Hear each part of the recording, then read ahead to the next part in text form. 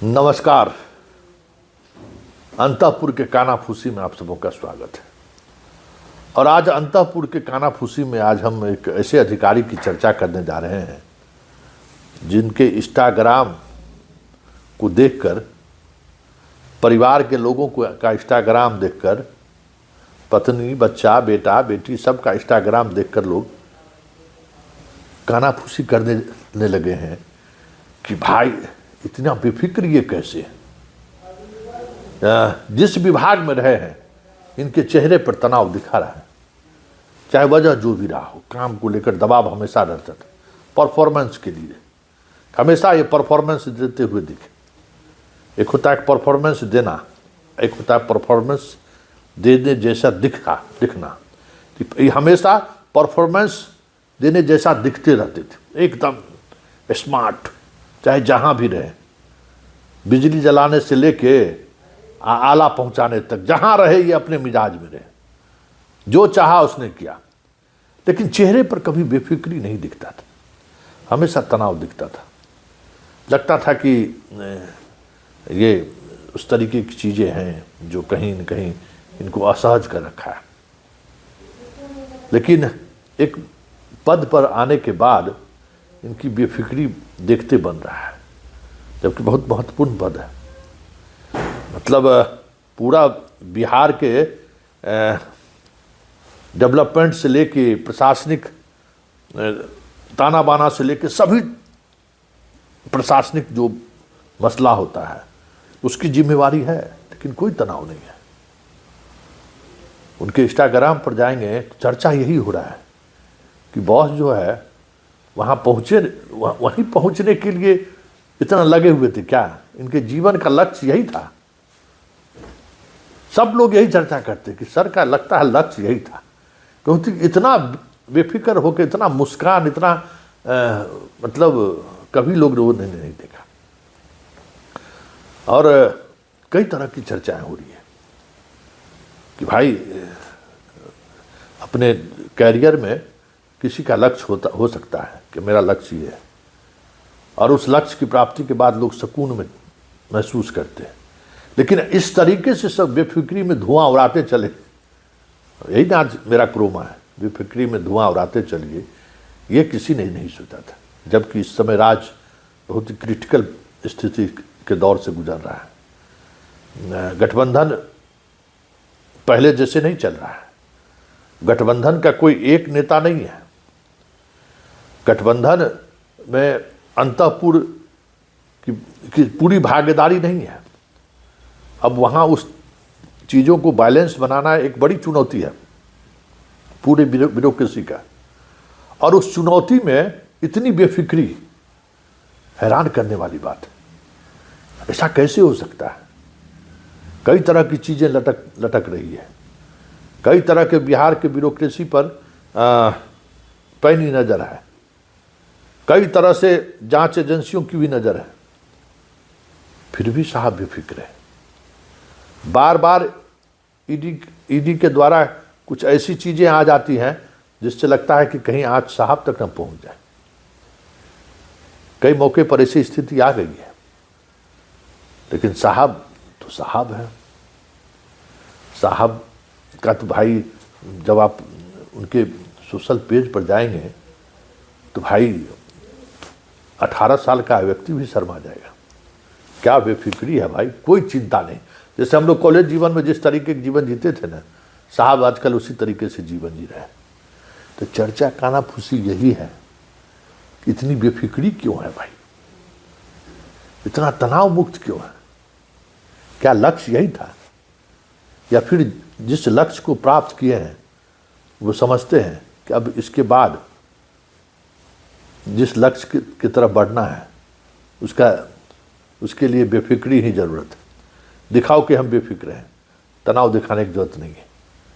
क्योंकि उस कुर्सी पर मैंने बहुत सारे लोगों को देखा है, और उस कुर्सी पर जो भी बैठे हुए रहे हैं बड़ा तनाव में रहे हैं, बड़ा एकदम मतलब बड़ा मुश्किल रहा है। लेकिन साहब तो साहब है भाई, साहब। क्योंकि साहब का अच्छा एक और बात है, अभी जो बिहार ब्यूरोक्रेसी का जो चाल ढाल है उसमें कई तरह की चीज़ें देखी जा रही है। और वो क्योंकि हाल ही में 1-2 सीनियर ब्यूरोक्रेट आपस में उलझ गए, और जो सिचुएशन है, क्योंकि बादशाह के थोड़ा मानसिक तौर पर, शारीरिक तौर पर कमज़ोर होने का की वजह से अराजकता वहाँ नहीं है, ऐसा नहीं है।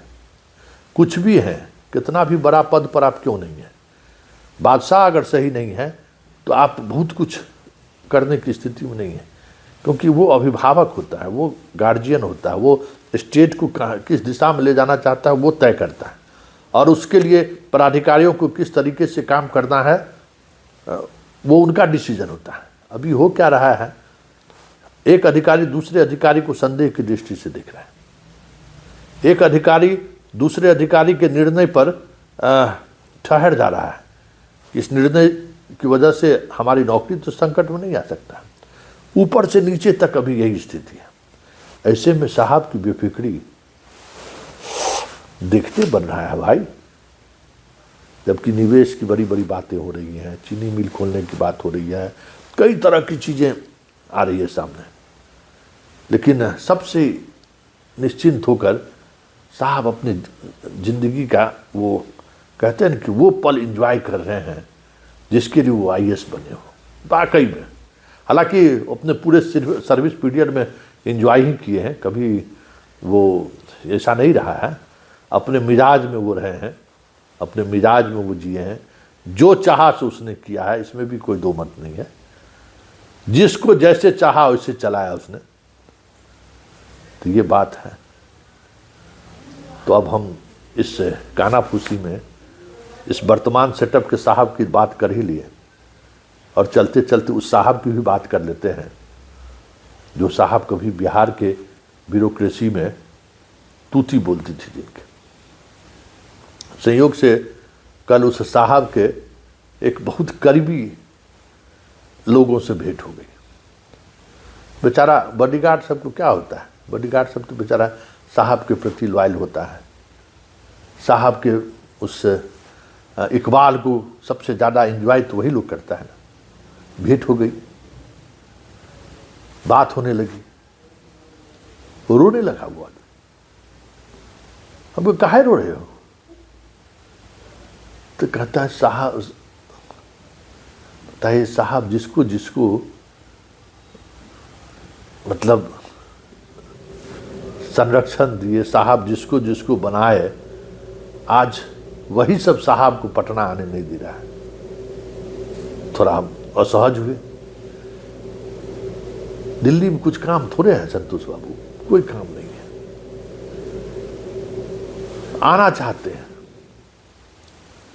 लेकिन वही लोग, जो लोग आज जहां बैठा हुआ है वहां साहबे के बदौलत पहुंचा है, लेकिन आज साहब लौटना चाहते हैं तो 17 तरह का अरंगा लगा रहा है। बड़ा निराश होकर कह रहा था। साथ में कुछ और देखिए अधिकारियों के बारे में और अंतःपुर में कानाफूसी क्या हो रहा है उसकी जानकारी आपको अगर सबसे बेस्ट स्रोत आपका है वो तो ड्राइवर और बॉडीगार्ड। ड्राइवर बॉडीगार्ड से आपका रिश्ता है, और अगर साहब से भी आपका रिश्ता है तब तो समझिए दिल खोलकर बात करता है, दिल उड़ेल देगा। तो समय समय की बात है, कभी साहब के इशारे पर पूरा बिहार नाचता था। आज हालात ये है कि उनके इशारे पर जितने लोग नाचने वाले थे आज साहब को कथक करवा रहा है, चाह के भी वो वापस आने की स्थिति में नहीं लग रहा है। चाहते हैं कि हम आ जाए, लेकिन कोई मतलब उसके लिए जो प्रक्रिया है उस प्रक्रिया को कोई इनिशिएटिव लेने के लिए भी तैयार नहीं है। और देखिए कैसे मतलब यही होता है कि सत्ता जो है ना, और सत्ता के जो करिंदे होते हैं कुछ ऐसा ही होता है, बड़ा मुश्किल होता है उसको बनाए रखना। कोई अपना नहीं है, कोई सगा नहीं है, सब समय के साथ आपके साथ हैं, आपका समय नहीं है तो आपके साथ नहीं है। और ऐसा भी नहीं है कि आपने किसी के लिए कुछ किया है तो वो आपके लिए भी करेगा, ये सोचना ही मुश्किल है। तो आज कई उस करिंदों के बीच आज जब इस बात की चर्चा मैंने करी कि बताइए आज जितने लोग दिख रहे हैं सब उनके स्थापित किए हुए हैं, लेकिन आज कहीं से भी उनके लिए कुछ भी संभावनाएं दिखाई देती है, सबसे पहले वही लोग उस संभावनाओं पर पेट्रोल डालते हुए दिख जाते हैं जिसके लिए जनाब ने क्या नहीं किया था। तो चलिए, ये सियासत के करिंदों की यही कहानी है। बेफिक्री में कोई धुआं उड़ा रहा है, कोई वापसी चाह रहा है तो उसमें लोग पेट्रोल डाल रहे हैं कि ना ना ना ना, फाइल बढ़े ही नहीं, कुछ भी ऐसा ना हो कि उनकी वापसी हो जाए। यही उस ब्यूरोक्रेसी का तिलिस्म है। कोई अपना नहीं है, हर कोई अपने मतलब के साथ है, और उस मतलब के साथ में अगर आप बेफिक्र हैं तो फिर तो कहेंगे ही ना कि साहब तो बेफिक्री में धुआं उड़ाते हुए चल रहे हैं। कानाफूसी में फिलहाल इतना ही, इजाज़त दीजिए, नमस्कार।